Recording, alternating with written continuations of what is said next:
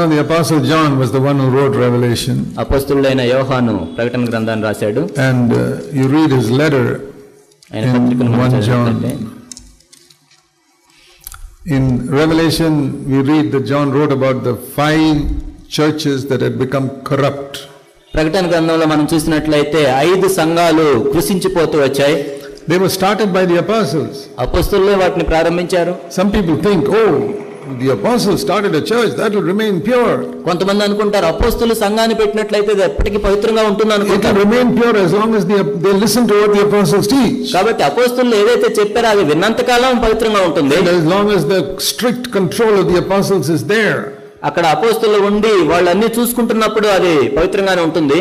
But once the apostle goes away, కానీ ఎప్పుడైతే అపోస్తలులు వెళ్ళిపోతారో the next person who leads the church may not be so strict. ఆ తర్వాత ఆ సంఘాన్ని నడిపించే వాళ్ళు అంత జాగ్రత్తగా ఉండకపోవచ్చు. And then the church becomes corrupt.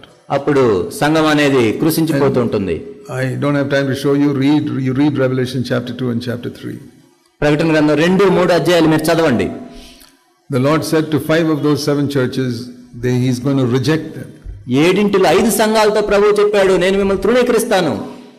How do you know the Lord will not reject your church?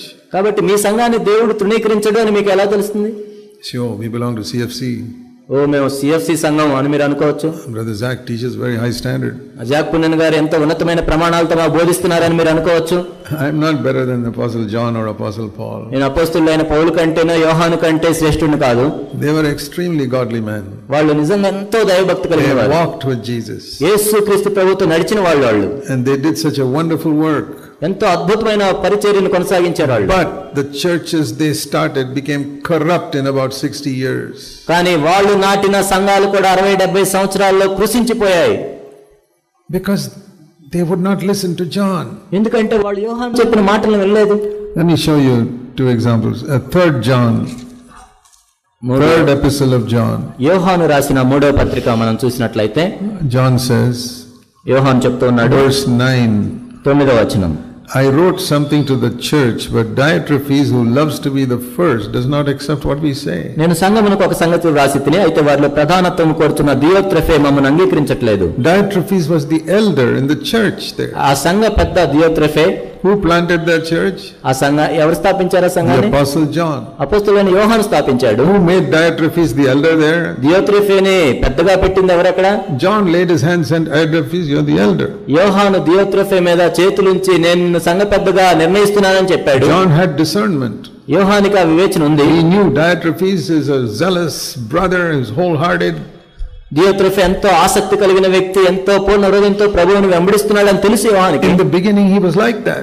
ఆరంభంలో ఆ విధంగా ఉన్నాడు దియోత్రెఫే. But after some time the blessing of God came on the church because of John's ministry. కొంత సమయం తర్వాత యోహాను చేసిన పరిచర్యను బట్టి ఎంతో ఆశీర్వాదం సంఘం మీదకి వచ్చింది. And Diotrephes began to think, this is because of me. దియోత్రెఫే ఇంక ఇలా ఆలోచించడం ప్రారంభించాడు, ఇదంతా నా వల్లే జరిగింది. He didn't realize it's because a godly man like John was there. యోహాను వంటి దైవజనుడు ఉన్నందుకు ఇలా జరిగిందని ఆయన అనుకోలేదు. He didn't realize it's the Holy Spirit doing the work. పరిశుద్ధాత్ముడు దేవుని పని కొనసాగిస్తున్నాడని ఆయన అనుకోలేదు. He began to think himself as a very great man. తనలో తాను ఈ విధంగా అనుకున్నాడు, నేను ఎంత గొప్పవాడిని. That one day when John wrote to him and saying there's something's wrong, Diotrephes, that you need to correct in your life and in your church. నీ జీవితంలో నీ సంఘంలో ఈ తప్పులు ఉన్నాయి, నువ్వు సరి చేసుకోవాలని యోహాను రాసినప్పుడు he said, who is John? I'm okay now, I don't need him. యోహాను ఎవరు నాకు అవసరం లేదు, నేను బానే ఉన్నాను అనుకున్నాడు. Can you imagine a young man rejecting a 95-year-old godly apostle like John? మీరు ఈ విధంగా ఊహించగలరా? ఒక యవనస్తుడు 95 సంవత్సరాల వయసు కలిగిన అపోస్తలుడైన యోహాన్ని తిరస్కరిస్తున్నాడు. I don't know the name of Diotrephes church, but I'm sure it got destroyed. దియోత్రెఫే ఏ సంఘంలో ఉన్నాడు ఆ పేరు నాకు తెలియదు, కానీ నేను నమ్మేది ఏంటంటే అది నాశనం అయింది కూడా. It says in verse 10, 10వ వచనం, that he was unjustly accusing us with wicked words. వాడు మమ్మల్ని గురించి చెడ్డ మాటలు వదరుచు ఉన్నాడు.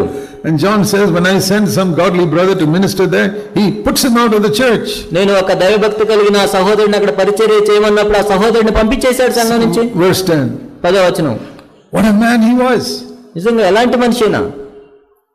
So that is why the churches became corrupt. అందుకే ఆ విధంగా సంఘాలు క్షీణించిపోవటం ప్రారంభించాయి. It's a lesson for us to learn.